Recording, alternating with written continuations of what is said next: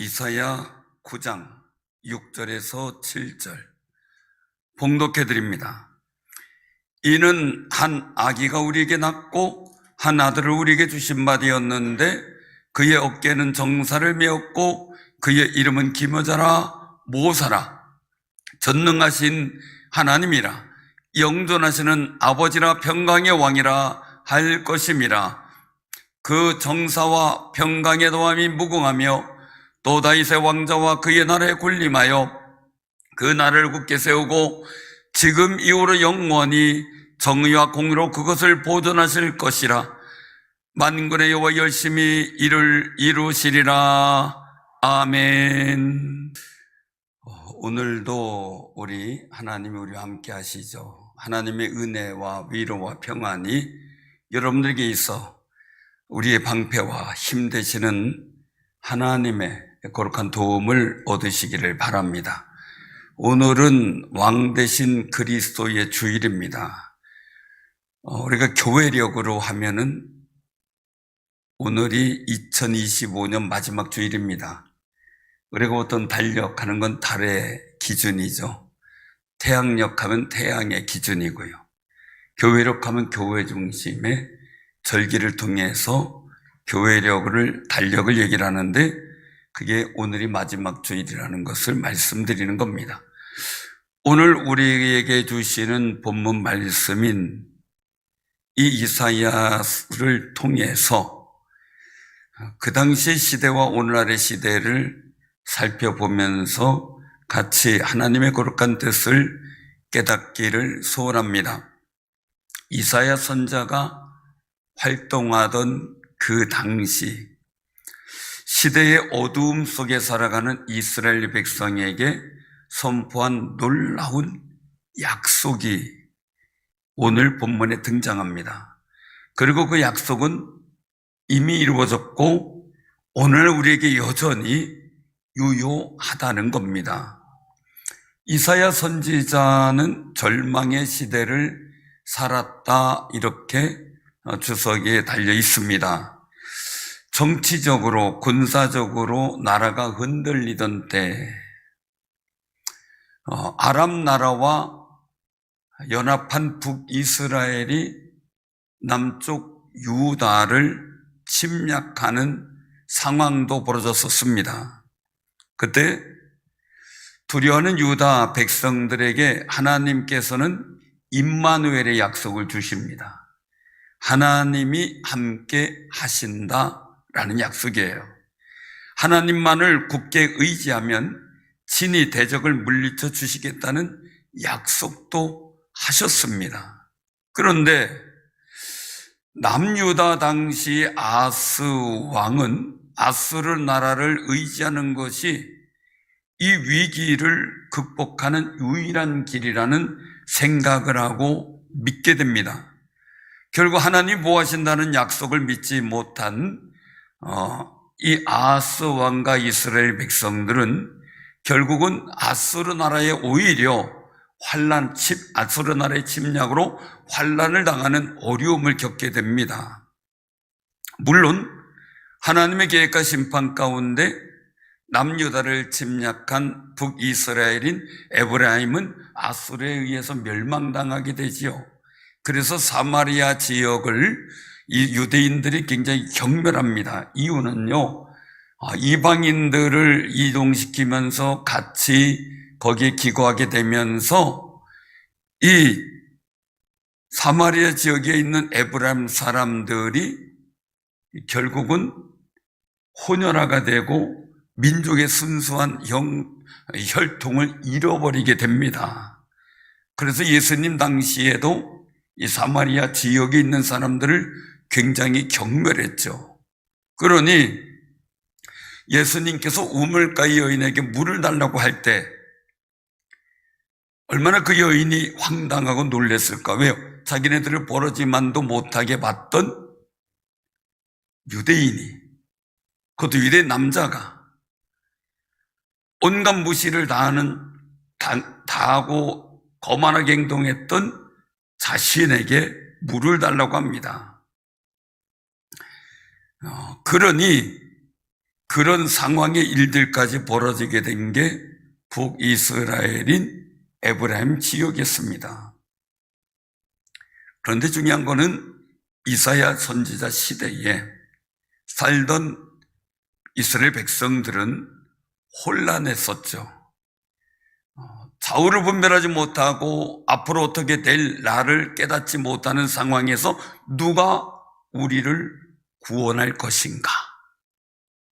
라는 사실에 대해서 궁금증을 갖고 또 부르짖기도 하고 외쳤던 상황입니다.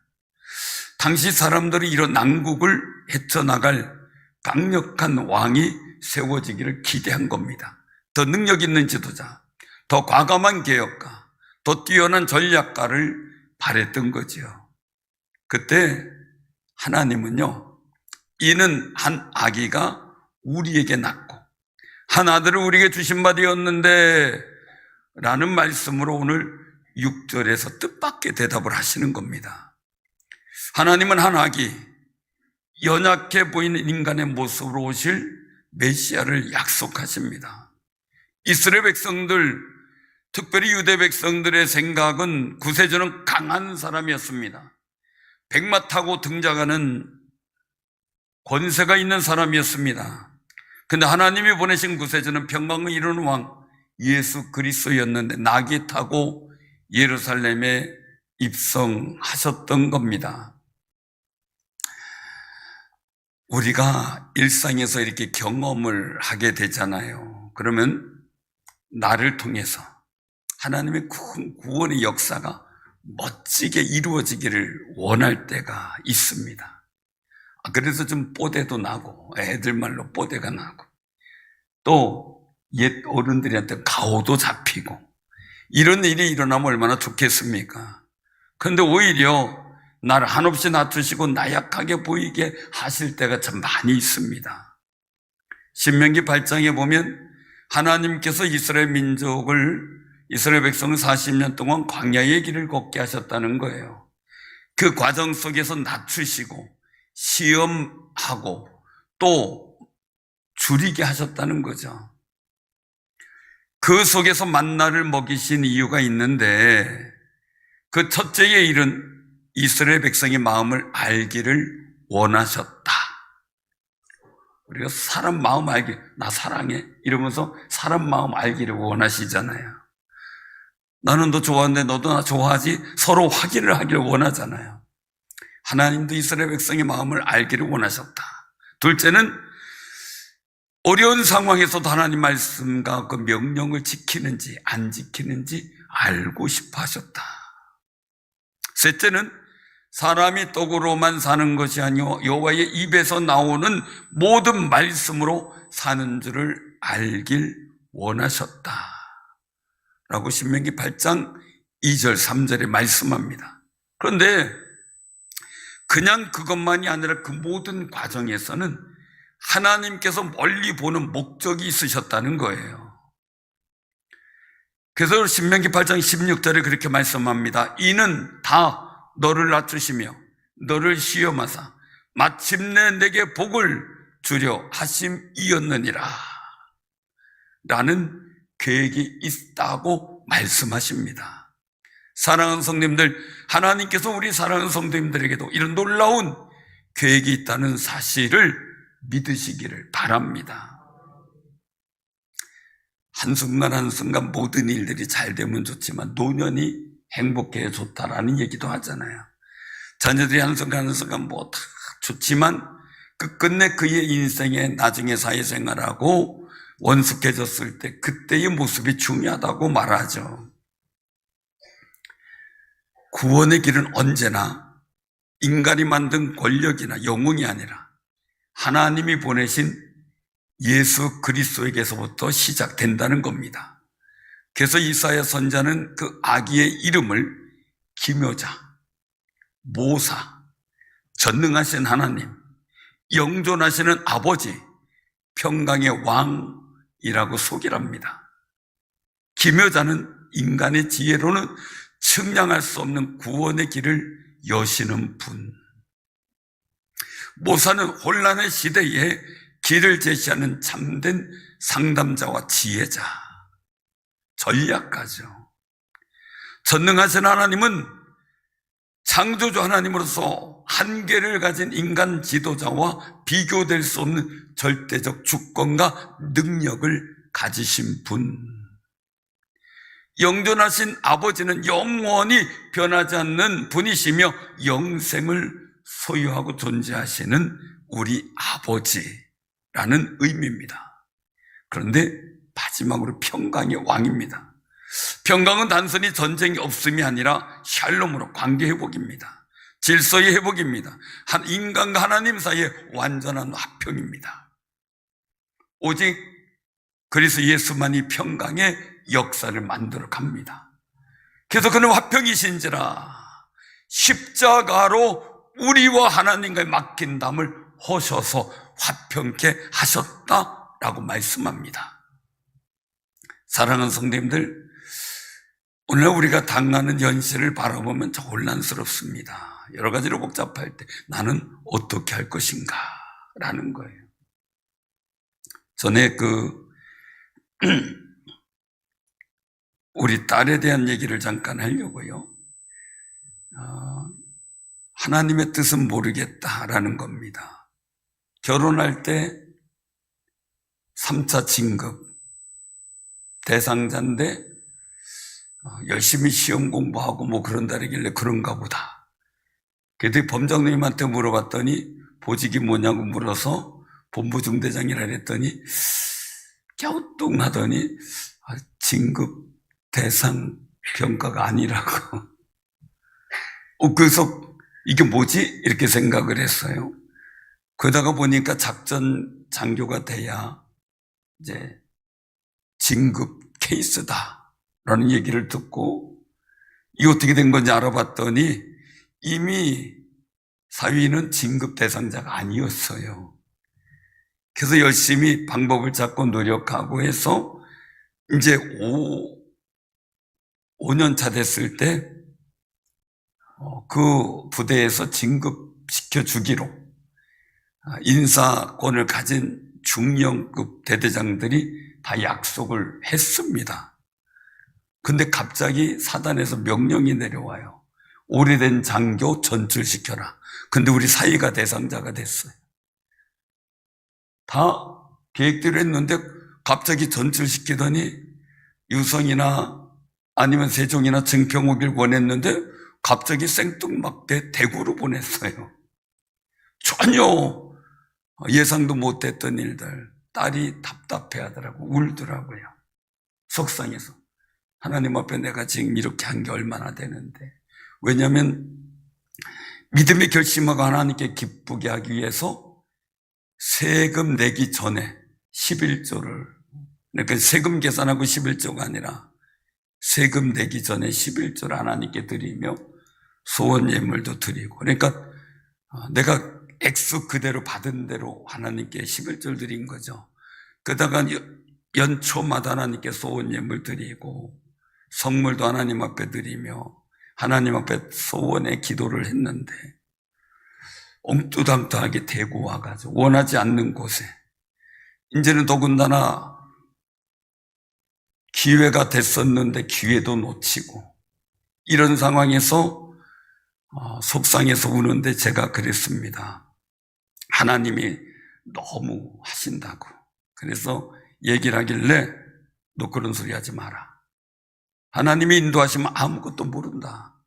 너를 이곳에 보냈는지 모르지만 하나님 뭔가 복된 뜻이 있지 않겠느냐. 너 지금까지 네가 한 일 가지고 얘기하지 마라. 오히려 하나님께서 인도하심을 믿고 감사해라. 너 그리고 하나님 원망한 거 빨리 회개하라. 그리고선 예배를 드리고 하나님 앞에 기도를 했습니다. 그랬더니 받아들여서 하나님 앞에 정말 자신을 내어놓고 이제 회개하며 기도했어요. 그런데 그 자리가 하나님께서 순탄하게 진급시킬 자리로 보냈다는 사실을 뒤늦게 알게 된 거죠. 오히려 전에 있었던 부대에 있었으면 진급 케이스가 안 될 수도 있는데 6차에 정말 0.1%의 가능성이 없는 그때에 진급시켜 주시려고 그곳에 보내신 하나님의 섭리를 뒤늦게 깨달았던 거죠. 사랑하는 성님들, 우리는 잘 모릅니다, 현실의 일들을.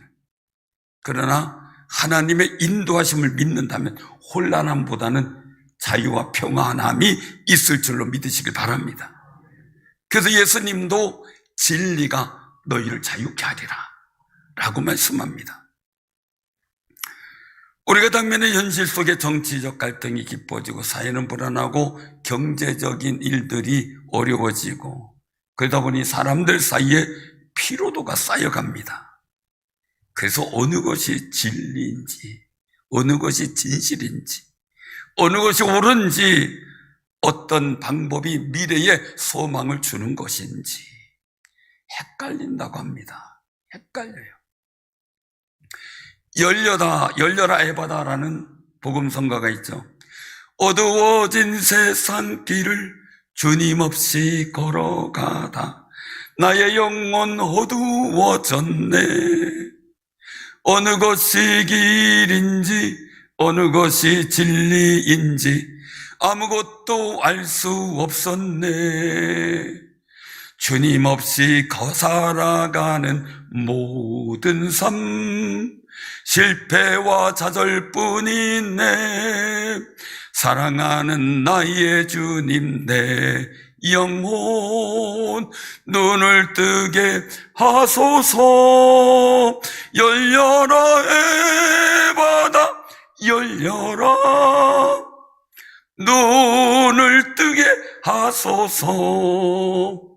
죄악으로 어두워진 나의 영혼을 나의 눈을 뜨게 하소서. 아멘. 잘하려고 그러면 목소리가 안 나와요. 예수님이 계실 때 지금은 낮이라 그랬습니다. 우리의 마음이 어두워지면 내 눈도 어둡다 그랬습니다.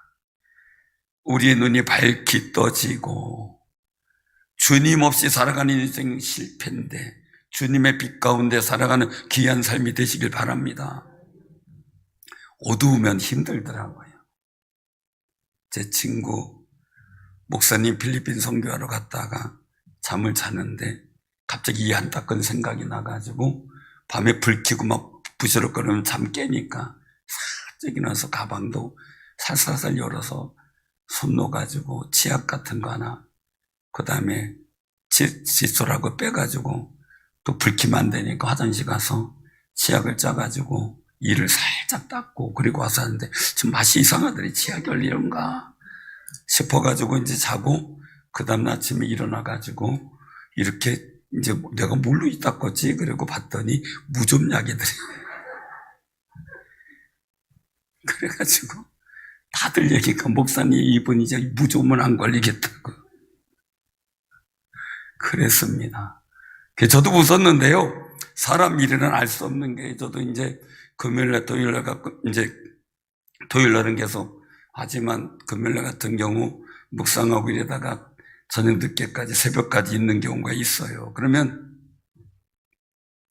이를 닦을 때 화장실 가서 불을 안 켜고 그냥 해요. 그냥 달빛에 뭐 이렇게 보이는 대로. 근데 그날따라 어두웠어요. 그래 그냥 하자. 그리고 화장실 가면 선반에 이제 컵이 있고 칫솔은 이제 가져가니까 거기 조그마한 치약을 갖다 놓고 제가 쓰는데 손에 잡히는데 보니까 조금 큰 치약이 잡혀요.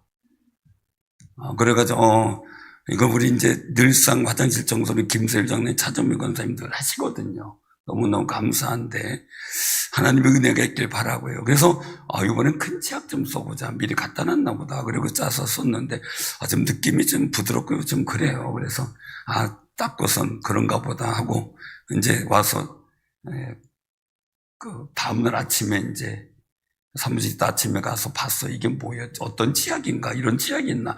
봤더니 핸드크림이었어요. 그래서 제 입이 부드러워졌어요. 혀도 부드러워지고. 그러니까 밤이 어두우면은 실수를 하게 되더라고요. 여러분들의 마음은 어둡습니까? 예수님 모시고 밝습니까? 주님 모신 여러분들의 마음이 밝아지기를 바랍니다. 주님은 세상의 빛입니다. 그래서 오늘 여기서 말씀을 하고 있는 일들 속에서 보면 9장 1절에 보면 2절까지 한 번들 같이 봉독을 합니다. 전에 고통받던 자들에게는 흑암이 없으리로다. 옛적에는 여호와께서 스불론 땅과 납달리 땅이 멸시를 당하게 하셨더니 후에는 해변길과 요단 저쪽 이방의 갈릴리를 영화롭게 하셨느니라. 흑암 행하던 백성이 큰 빛을 보고 사망의 그니질 땅에 거주하던 자에게 빛이 비치도다. 아멘. 주께서 이 나라를 장성하게 하셨으며 그 즐거움을 더하게 하셨으므로. 사랑하는 성도님들, 우리가 주수의 즐거움을 더하게 하셨고 그 탈취문을 할 때 즐거움같이 기쁘게 주 앞에서 예배드리는 삶이 되었어요. 여러분들의 삶의 자리에 정말 하나님의 거룩한 은혜의 큰 빛이 비춰지기를 바랍니다. 이미 비춰졌음을 믿으시길 바랍니다. 지금 세상에서 들리는 소리가 지금 이 나를 살릴 수 있는 사람은 단 한 사람밖에 없다. 그 사람이 구세주다 라는 말이 들립니다. 이 말은 이단의 교주를 말하는 것이 아니라 정치인들 사이에서 되어지는 이야기가 나오고 있습니다. 근데 우리가 기도해야 됩니다. 왜요? 어느 나라든 사람에게 메시아적 기대감을 실을 때 좋은 역사보단 비극적 역사가 더 많았다는 거죠. 지도자인 사람이 훌륭할 수 있지만 그 누구도 우리의 심령을 지혜하고 행복하게 할 수 없고 역사의 궁극적으로 평강의 방향을 결정할 수 없고 평화도 완성할 수가 없습니다.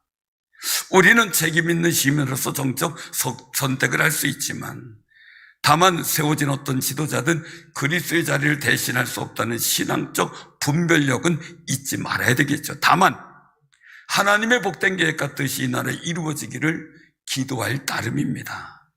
그래서 주기도문에 아버지의 나라가 오게 하시며 아버지의 뜻이 하늘에서와 같이 땅에서도 이루어지게 하소서라고 기도하는 것이 우리의 마음이요 주님이 말씀하신 모범입니다.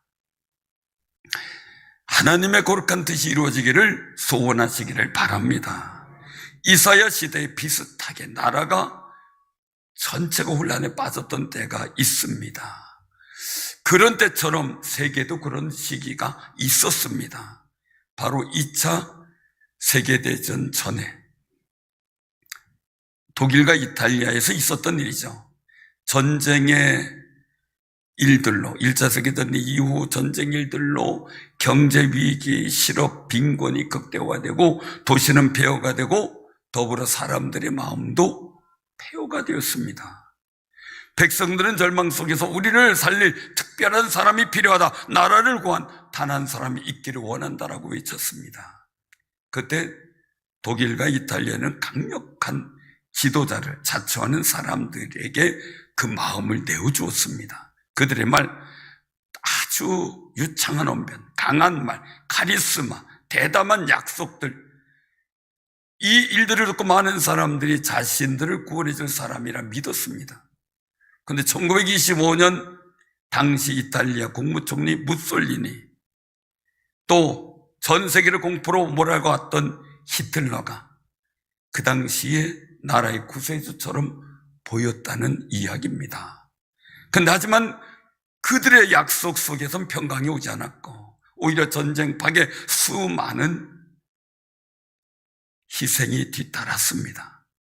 사람이 스스로 나라의 구세주이기를 자처할 때 그리고 백성이 그것을 메시아로 믿을 때 역사는 좋은 결과가 아니었다는 겁니다. 오히려 비극에 가까웠다는 거죠. 무솔리니는 스스로 최고의 통치를 뜻하는 두체, 결국 자기가 하나님인 것처럼 칭호를 사용하며 파시즘을 강화합니다. 이 두 사람의 폭력 앞에서 기독교인들은 떨고 있었으면 핍박과 어려움이 있었고 신앙이 제한이 되었고 수많은 아픔이 생겼기 때문입니다. 그럴 때 예수 그리스도가 이 땅의 진정한 통치자임을 상기시키기 위해 왕이신 그리스도의 주일이 1926년 10월 마지막 주일에 생겨나게 됩니다. 우리가 다시 한번 우리의 진정한 통치자는 왕이신 그리스도임을 재확인하고 우리 신앙을 다시 한번 바로 세우기 위한 시간이었던 겁니다. 오늘날도 마찬가지입니다. 우리가 그리스도를 왕으로 고백한다는 것은 어떤 지도자, 인간적 지도자에게 지나친 기대를 걸지 않고 우리의 희망을 세상 권력에 두지 않는다는 뜻을 말합니다. 그래서 이사야 선지자는 그 정사와 평강의 더함이 무궁하며 그 나라를 굳게 세우고 지금 이후 영원히 보존할 것이라 라고 7절에 선포합니다. 평강의 왕이 세우는 나라는 힘으로 지켜지는 나라가 아니라 진리와 정의로 굳게 선 나라다라고 말씀하는 겁니다. 그리스도는, 평강의 왕인 그리스도 예수는 십자가에서 하나님과 우리 원수된 것, 사람과 사람이 원수된 것을 소멸하시고 하나님의 백성으로 재창조의 역사를 만들기 위하여 부활하셨습니다. 그 은혜가 우리에게 있는 겁니다. 그래서 우리는 평강의 왕인 예수 그리스도께서 다스리시는 하나님의 나라의 소망을 품고 살아가는 귀한 삶이 되시길 바랍니다. 이 세상 나라도 하나님이 주관하셔서 하나님의 거룩한 영광의 뜻이 이루어지기를, 뜻이 하늘에서 이룬 것처럼 이 땅에서도 이루어지기를 소원하며 기도하는 귀한 역사가 있기를 바랍니다.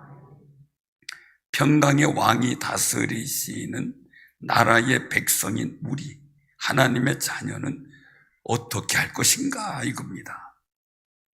우리의 말이 달라야 되겠죠. 왜요? 폭력의 언어 대신 평화의 언어를 말할 수 있어야 합니다. 미움과 증오의 용어 대신 용서와 사랑의 용어를 말할 수 있어야만 합니다. 분열의 용어 대신 화합과 화해의 용어를 선택하라고 부르심을 받았다는 사실을 우리가 믿음으로 확신하고 고백하는 삶이 되시기를 바랍니다. 한국 사회가 갈라지고 상처받은 지금 교회의 일들은 왕이신 그리스도가 평강의 왕이 된 거룩한 나라에 선 백성답게 샬롬의 통로가 되어주고 샬롬의 역사를 만들어가는 귀한 은혜가 있기를 바랍니다. 우리가 세상 나라에도 속해 살지만 우리는 하나님 앞에 거룩한 백성, 거룩한 나라에 소유된 백성입니다. 사랑하는 성도님들, 우리가 이 땅의 어떤 지도자에게도 과도한 기대를 걸지 않는 이유는 이미 우리가 더 크고 확실한 왕이신 예수 그리스도를 모시고 살기 때문입니다. 그 나라의 통치를 받으며 살고 있기 때문이죠. 예수 그리스도는 흔들리는 시대 속에서도 흔들리지 않는 반석이 되십니다. 갈등과 분열 속에서 평강을 이루시는 참된 왕이십니다. 세상의 모든 지도자들은 우리에게 실망을 줄 수 있지만 예수 그리스도는 우리에게 영원한 왕이 되십니다. 그러므로 우리는 우리의 구원은 사람에게서 오지 않고 평강의 왕이신 예수 그리스도에게서 온다는 사실을 고백하며 평강의 왕이신 예수를 고백하고 시인하고 마음속에 영접하는 귀한 신앙이 되시기를 바랍니다. 오늘날 한국 사회가 혼란스러워서 저마다 구원자를 찾습니다. 힘들고 어려울 때 누가 나를 도와줄까를 생각을 하고 외롭고 고독스럽게 생각합니다. 하지만 성경은 이미 구원자가 오셨고 지금 우리와 함께 하시며 다시 오실 주님이 계시는 평강의 왕이 계신다고 말씀합니다. 그 분이 바로 이사야가 오늘 본문 말씀 속에 예언한 평강의 왕 예수 그리스도이십니다.